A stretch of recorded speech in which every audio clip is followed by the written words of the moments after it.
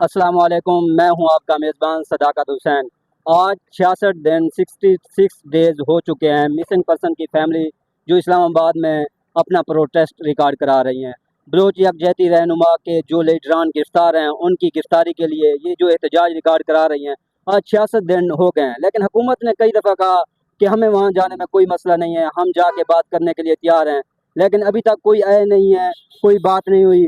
और इस वक्त हमारे साथ मौजूद हैं डॉक्टर महरंग बलोच की बहन नादिया साहिबा। नादिया साहिबा, आप शुरू दिन से यहाँ पे मौजूद थी जब ये प्रोटेस्ट रिकॉर्ड हुआ, आप लोगों को वहाँ नहीं जाने दिया गया, लेकिन अभी कुछ दिन के लिए आप बलूचिस्तान गई, आपकी वहाँ डॉक्टर साहिबा से मुलाकात हुई। सबसे पहले तो हमें उस मुलाकात का अहवाल बताएं और उनकी तबीयत के बारे में बताएं, वो कैसी थी।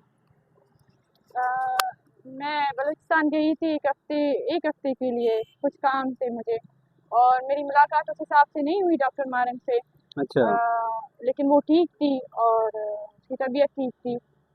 थोड़ी बहुत मुलाकात हुई, लेकिन फिर मुझे जल्दी में जो है ना निकलना पड़ा। अच्छा, थोड़ी बहुत ही मुलाकात थी, उनकी तबीयत ठीक थी। जी जी बिल्कुल, वो ठीक थी पूरा जल्दी। जब अदालत में पेशी होती है तो हम देखते हैं डॉक्टर साहबा हमेशा मुस्कुराती हुई आती हैं, उनके कोई खौफ नहीं होता, वो कहती भी हैं आपने जो फैसला करना है वो कर दें। तो सहूलियात मिल रही हैं जेल में जो होनी चाहिए, एक बुनियादी एक जेल जो कैदी होता है उसको जो सहूलियात मिलती हैं वो मिल रही हैं उनको। पहले तो देखिए, जब हम यहाँ पे नहीं आए थे तो उस हिसाब से वो जो बुनियादी सहूलत थे वो उन्हें नहीं दिए जा रहे थे, और जो फैमिली और लॉयर्स की जो टीम थी उन्हें मिलने की तक इजाज़त नहीं थी, वकालतनामे साइन करने की इजाज़त नहीं थी, मतलब वालदा के अलावा और किसी को मिलने तक नहीं दिया जाता था। तो कम अज़ कम हमारे यहाँ पे आने से हमने कुछ और अचीव किया नहीं किया, लेकिन वहाँ पे जो उनके साथ जो रवैया रखा जा रहा था पहले, सख्त है, अभी भी सख्त है, लेकिन फैमिली को मिलने दिया जाता है, बुकला को मिलने दिया जाता है, मसले पैदा करते हैं उनके लिए, वकालतनामे साइन करने नहीं देते हैं उन्हें, या तंग करते हैं, दूसरे तीसरे तरीके से तंग करते हैं। लेकिन बाकी वहाँ पे जो मेल हजरात हैं, जो BYC के बाकी निगरान है। जी जी, उनमें शाहजी और बीबर जो पहले से जो है ना माजूल है, उनकी तबीयत ख़राब है, और पिछले 10 दिनों से जो है ना उन्हें बार बार वकला कह रहे हैं। इवन दो ट्रायल कोर्ट में जज ने भी कहा था कि आप इन्हें चेकअप के लिए लेकर जा सकते हैं, क्योंकि वो ऐसे मरीज़ है जो महीने में एक बार उन्हें लेकर जाना पड़ता है, लेकिन उसकी वजह से ना उन्हें डॉक्टर के पास लेकर गए हैं, ना डॉक्टर को ताने में इजाज़त दी गई है। तो वो जो तो उनका क्यों नहीं दे रहा इन्फेक्शन, है, उसके लिए आप लोगों ने पिटीशन बिल्कुल वगैरह की है? पिटीशन भी हमने दायर की है, हमने एप्लीकेशन भी दी हुई है, और कोर्ट में जो जज है उन्होंने भी कहा था कि आप इन्हें चेकअप के लिए लेकर जा सकते हैं। वक्त पर चेकअप ना होने की वजह से, डॉक्टर वहाँ पे मौजूद ना होने की वजह से जो है ना उन्हें इन्फेक्शन हुआ है और उनकी तबीयत मजीद ख़राब हो गई है वहाँ पे। अच्छा, हमने ये देखा था कि डॉक्टर मारंग बलोच जब पेशी पे आई थी उन्होंने 10-12 मिनट का पैगाम भी अपना रिकॉर्ड कराया था जो बहुत वायरल हुआ था।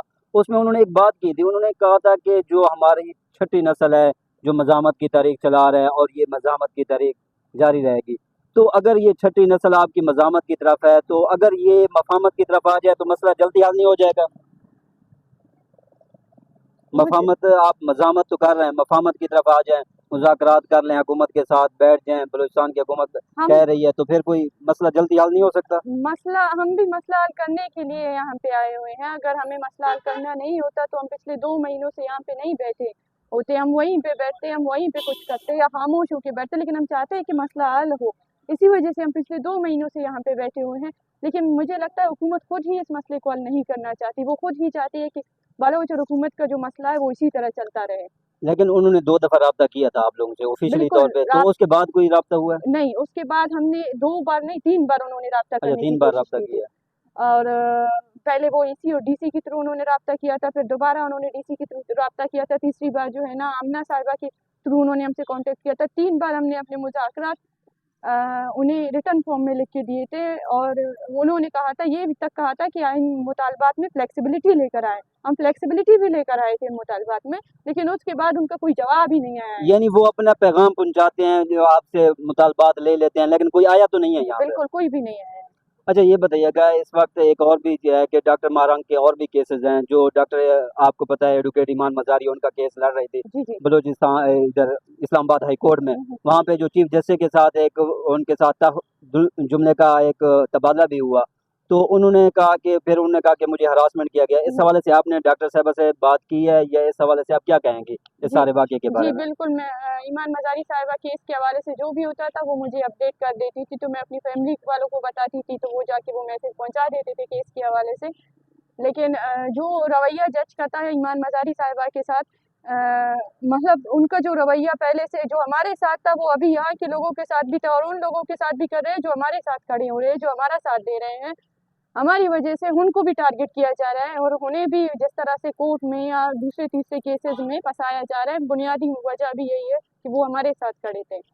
اچھا یہ بتائیے گا کہ ہم نے یہ بھی دیکھا جو جماعت اسلامی کے لوگ تھے وہ ایک دن نئے حکومت کے ساتھ ملے، مذاکرات کر کے وہ چلے گئے، لیکن آپ 66 دن ہو گئے آپ لوگوں سے کوئی مذاکرات کے لیے نہیں آیا، تو ان میں آپ میں کیا فرق ہے؟ کیوں آپ لوگوں سے بات نہیں کی جا رہی؟ ان سے تو وہ بات کر لیتے ہیں۔ ہم بھی یہی کہنا چاہتے ہیں، مطلب وہ جب آئے تھے تو لانگ مارچ کر کے وہ آئے تھے، حالانکہ راستے میں ان کے لیے بہت زیادہ مسائل بھی ہوئے تھے، انہوں نے جو انہیں روکا گیا، لیکن پھر اس کے باوجود وہ لاہور گئے، لاہور پہنچے اور وہاں کی حکومت کا جو وفد تھا وہ آیا اور پریس کانفرنس کے ذریعے ان کے مذاکرات سنے۔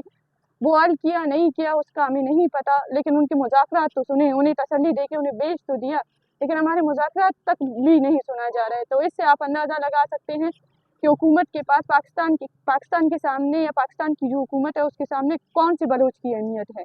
وہ بلوچ جو واقعی میں ان مسئلوں کا شکار ہے، یا وہ بلوچ جو ڈرامہ رچا رہے ہیں، جو اپنی ذاتی مفادات کے ذریعے لانگ مارچ کرتے ہیں، اپنے مفادات کے لیے جو ہے نا جا کے بیٹھتے ہیں اور ان کے مذاکرات سنے جاتے ہیں، حل کرتے ہیں یا نہیں کرتے ان کو مجھے نہیں پتا، لیکن ان کے ساتھ بیٹھتے تو ہے، ہمارے ساتھ بیٹھنا بھی گوارا نہیں سمجھتے یہ لوگ۔ اچھا آپ ابھی بلوچستان سے ہو کے یہ آخر میں یہ بتا دیجیے گا کہ جو آپ نے وہاں کے حالات کو کیا آبزرو کیا؟ کہتے ہیں نیٹ نہیں ہے، سہولیات نہیں ہیں، تو حالات کے بارے میں، گراؤنڈ ریئلٹی کے بارے میں بتائیے گا ناظرین کو۔ گراؤنڈ ریالٹی تو سب کو پتہ ہے کہ کس طرح کی گراؤنڈ ریالٹیز ہے بلوچستان میں۔ اگر آپ تھوڑی سی بھی ایکٹیویٹی کرنے کی کوشش کریں یا آپ آواز اٹھانے کی کوشش کریں تو کریک ڈاؤن کیا جاتا ہے، انٹرنیٹ کو بند کیا جاتا ہے، تاکہ وہ جو آواز ہے یا یہ جو پروٹیسٹ ہے وہ دنیا کو نہ پتہ چلے کہ یہاں پہ بلوچ اٹھ رہے ہیں، آواز اٹھا رہے ہیں۔ تو بلوچستان کے حالات جس طرح پہلے تھے مزید خراب ہو گئے ہیں، لیکن بہتری کی کوئی امید نہیں ہے۔